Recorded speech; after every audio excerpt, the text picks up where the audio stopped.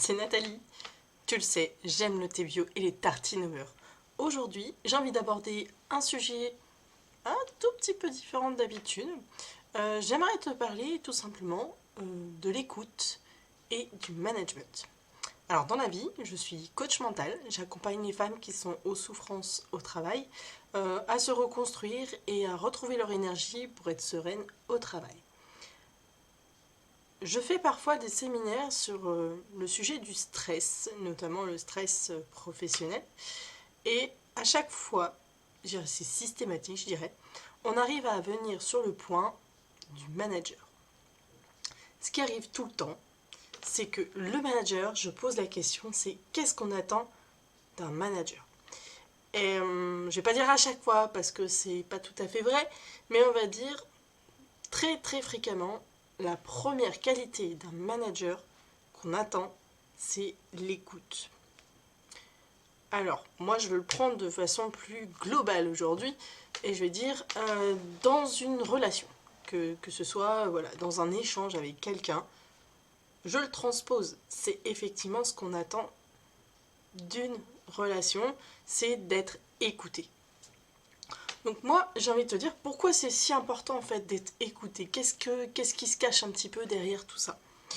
En fait, il y a trois petites choses.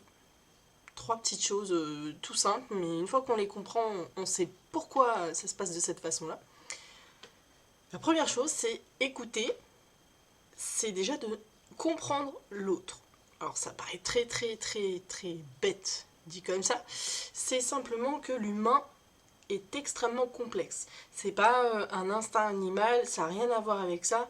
C'est simplement l'humain, c'est super compliqué parce qu'il n'y a pas seulement le cerveau à comprendre, mais aussi le physique de la personne et les émotions, les pensées, enfin beaucoup de choses qui sont liées. Et tout ça, ça demande un petit peu de réflexion. Et donc pour écouter quelqu'un, déjà comprendre. Donc moi, ce que je prône pour pouvoir avoir cette phase de compréhension et d'écoute, c'est tout simplement d'être disponible. Quand on est disponible pour quelqu'un et qu'on l'écoute, on arrive beaucoup plus facilement à comprendre. Donc, quand je suis en séminaire et que j'explique aux femmes et aux hommes d'une entreprise qui sont managers ou managés qu'il faut être disponible, tout de suite ça rigole dans la salle. Parce que souvent, qu'est-ce qui se passe? C'est qu'il y a le syndrome de la réunionnite aiguë. Moi j'appelle ça comme ça, c'est grosso modo, en France, on fait plus de réunions que de discuter avec ses collègues de bureau. Voilà, donc voilà, je ne m'étale pas sur ce que je raconte en séminaire aujourd'hui, c'est plutôt, voilà, le fond, il y a des petites choses voilà, qui me fonctionnent mal. Donc le deuxième point que j'avais envie de parler, après la compréhension, c'est tout simplement l'apprentissage. Quand on échange avec quelqu'un, il y a forcément quelque chose que tu récupères de positif de la personne, et forcément tu donnes quelque chose de positif à l'autre que tu as en face de toi. Pour ça, ça veut dire que tu as appris des choses. Et apprendre des choses, ça se fait tout au long de la vie.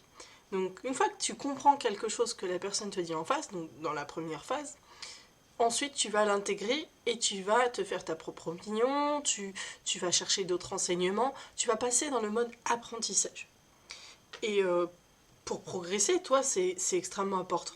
Parce qu'une fois que tu auras eu ces échanges avec, on va dire, une tierce personne, tu pourras apprendre ces nouvelles choses à une autre. C'est extrêmement important dans la richesse des échanges que tu peux avoir avec quelqu'un d'autre. Voilà. Et le dernier point qui est pareil important, et c'est vraiment des choses, j'ai envie de dire, basiques, mais une fois que tu as bien écouté, que tu as compris de quoi on te parlait, que finalement tu t'es fait une opinion et que tu as appris de tes échanges, derrière, qu'est-ce que tu vas faire? Tu vas avoir des actions et tu vas prendre des décisions. Des décisions par rapport à ce que toi tu as intégré et ce que tu as envie de faire aussi.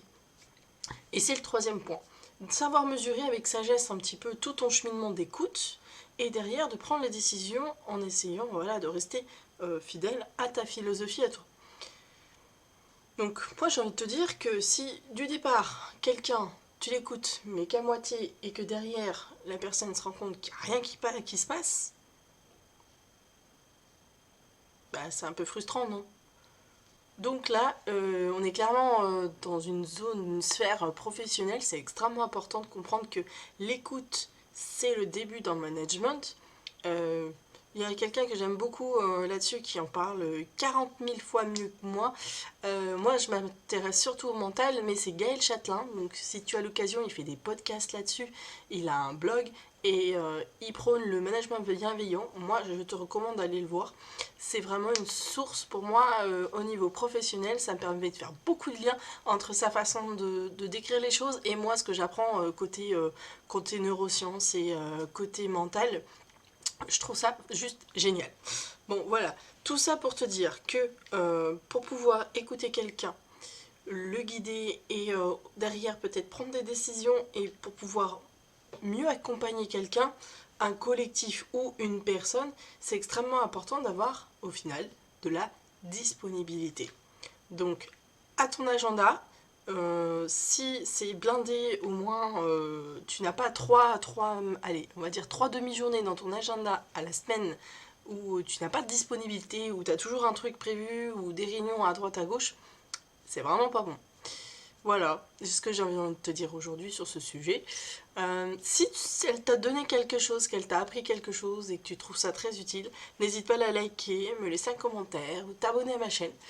Ça me fera vraiment très plaisir de pouvoir lire ce que tu peux penser de mon contenu. Sache aussi que si tu es en souffrance au travail, je te propose un coaching qui te permet de pouvoir te retrouver et avoir de bons outils pour pouvoir être sereine dans ta vie professionnelle. Alors je te laisse voir, c'est juste en dessous. Et moi je te dis à très vite dans une autre vidéo. En attendant, sois sage.